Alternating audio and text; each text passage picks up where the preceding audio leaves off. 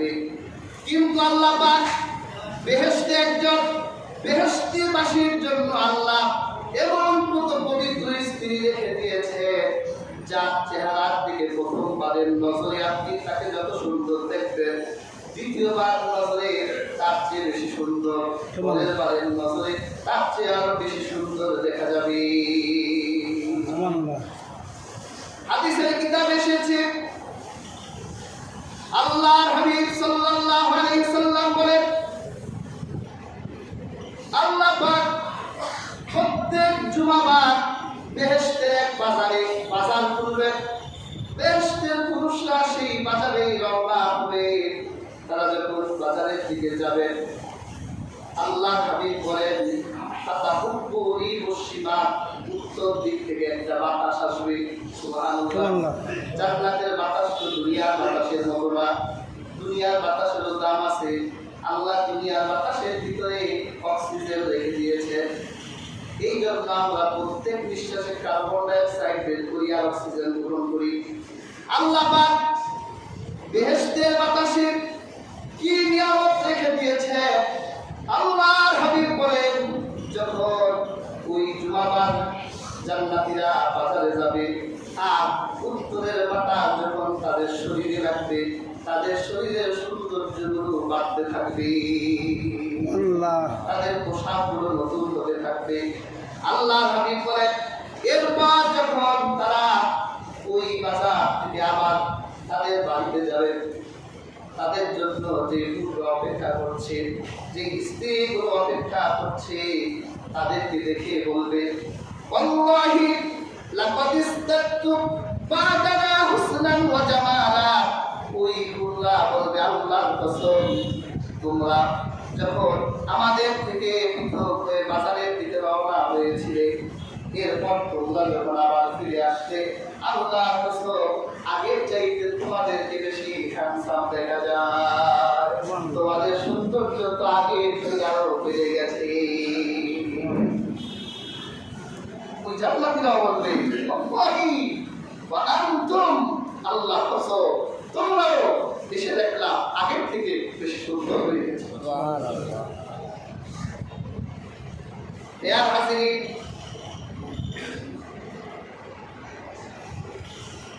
মাহমুদুদ্দিন রাজি রাহমাতুল্লাহর একটা কিতাব আছে, দাকাইকুল হাকায়েক। আব্দুল্লাহ ইবনে মাসউদ রাদিয়াল্লাহু তাআলা থেকে তিনি একটি ঘটনা বর্ণনা করেন।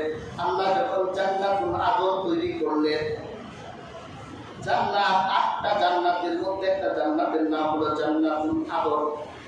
আল্লাহ যখন জান্নাতুল আদন বানালেন, সাইয়্যিদুল মালায়েকা হযরত জিবরীলকে বলল, জিবরীল, আমি জান্নাতুল আদন বানিয়েছি, যাও তুমি জান্নাতুল আদন থেকে একটু ঘুরে আসো কিরকম হলো।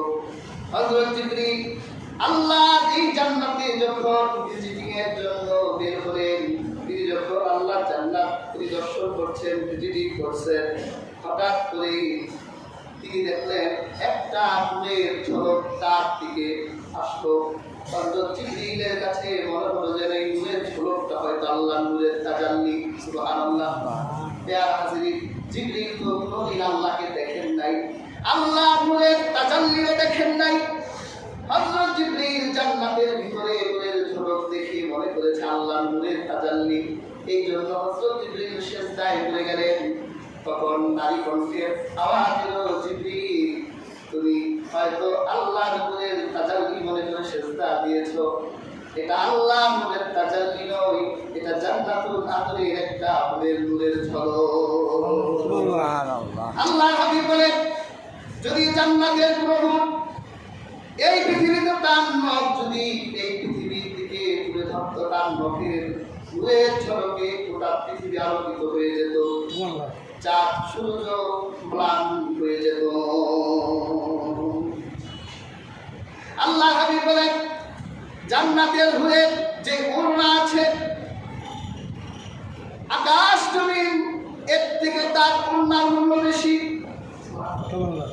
আল্লাহর হাবিব বলেন, তাকে এত সুন্দর করে তৈরি করা হয়েছে, সে ৭০টা পোশাক পরিধান করবে। এই ৭০টা পোশাকের ভেতর থেকেও তার শরীরের হাড় হাড্ডিও দেখা যাবে।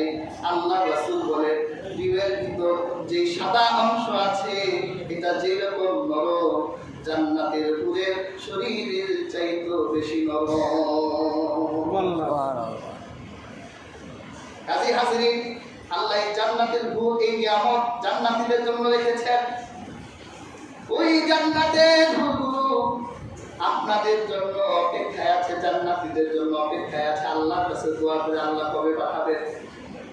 চাতক পাখি যেমন এক ফোঁটা পানির জন্য অপেক্ষা করে, চাতক পাখি ছিলেন সাতক পাখি মরুভূমিতে থাকে, দরকার হলো পানি, ও আকাশের দিকে তাকিয়ে থাকে কখন এক ফোঁটা পানি পড়বে।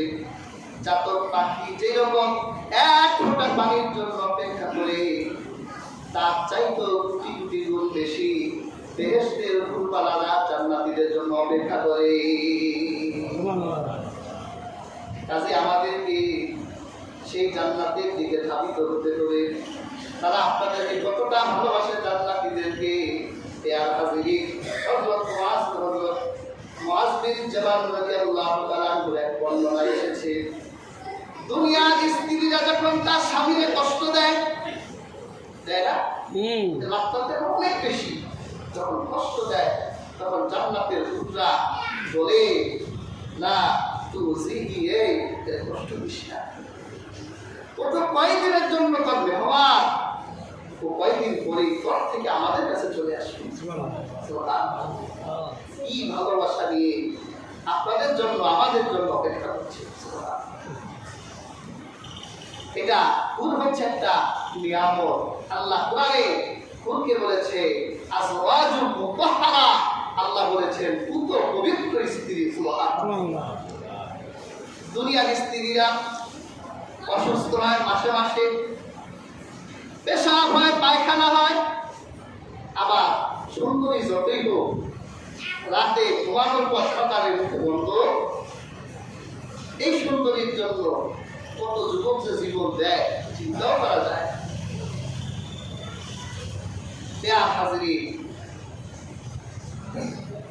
আল্লাহ জান্নাতে ঘুরতে মাসিক হবে না, তাদের নাকে শ্লেষ্মা আসবে না, মুখে থুথু হবে না, শরীরে ঘাম হবে না, গন্ধ হবে না, সব সময় তারা পবিত্র থাকবে।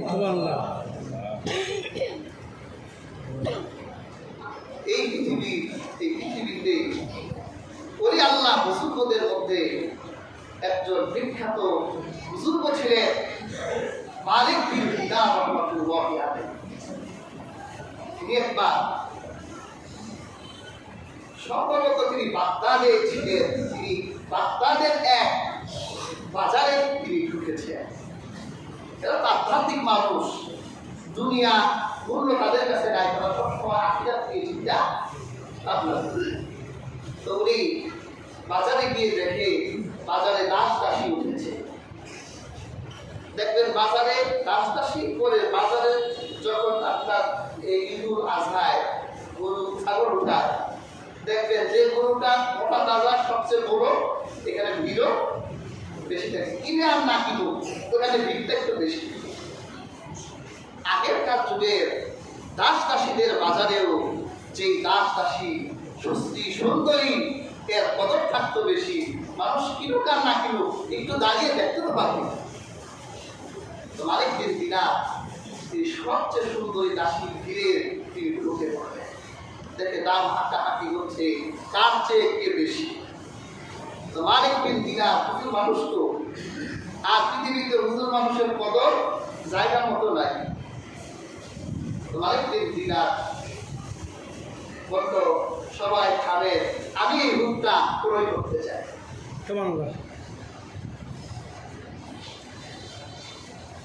বিক্রেতা দোকানদার জানে কে কিনবে আর কে দাম জিজ্ঞাসা করবে, এটা দোকানদার।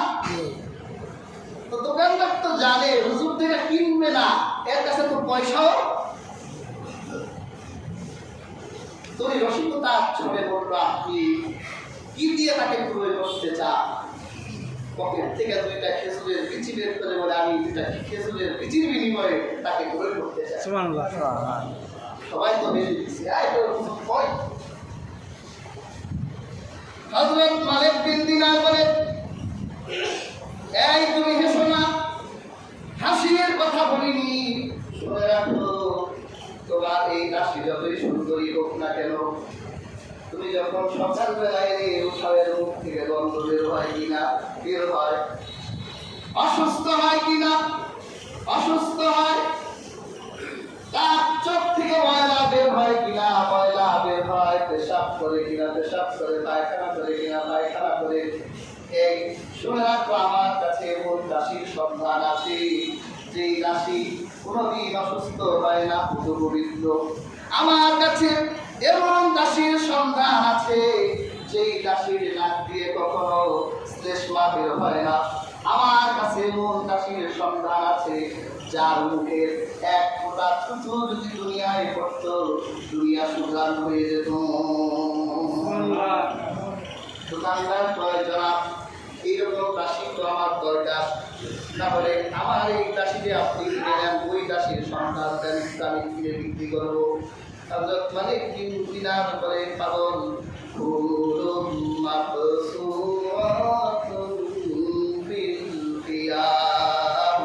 ওগুলো আল্লাহ পাক তাবুর ভিতরে রেখে দিয়েছে।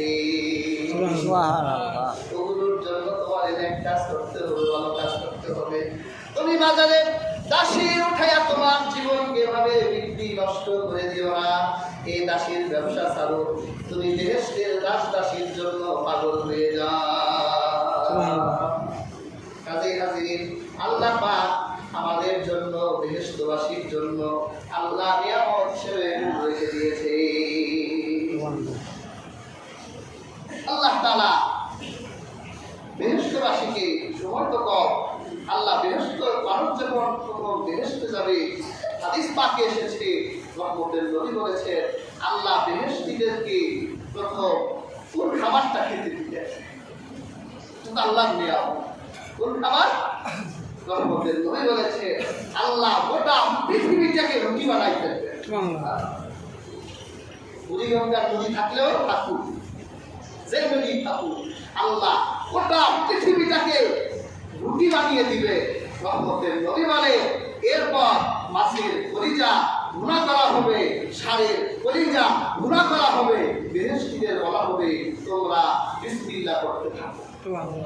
বেহেশতের প্রথম খাবার। প্যার হাসির দুনিয়ার খাবার যতই সুস্বাদু হোক না কেন, এক সময় বিষাদ হয়ে যায়।